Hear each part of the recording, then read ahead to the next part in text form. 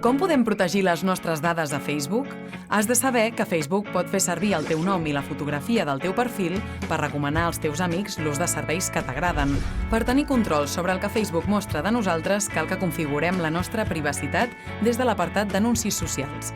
Des d'aquí podrem triar que els nostres gustos es puguin fer servir per publicitat o no.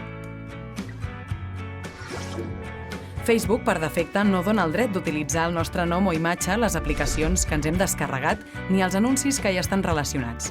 Per això cal anar amb compte, perquè són les mateixes aplicacions que utilitzem les que ens pregunten si poden fer servir les nostres dades i nosaltres els hem de donar permís o no. Per tant, hem d'estar atents al que acceptem.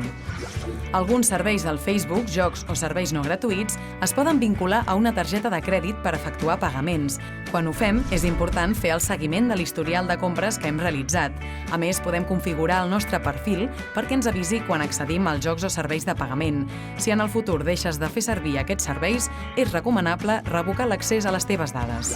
Sovint obrim sessió al nostre compte de Facebook des d'un ordinador que no és nostre. És important tancar la sessió quan acabem perquè ningú no pugui entrar més tard al nostre perfil. A més, des de l'opció de configuració de seguretat, podem fer un seguiment d'on ens hem connectat i quines sessions tenim actives. Si tenim dubtes de si algú s'ha connectat al nostre compte, la millor solució és canviar la contrasenya.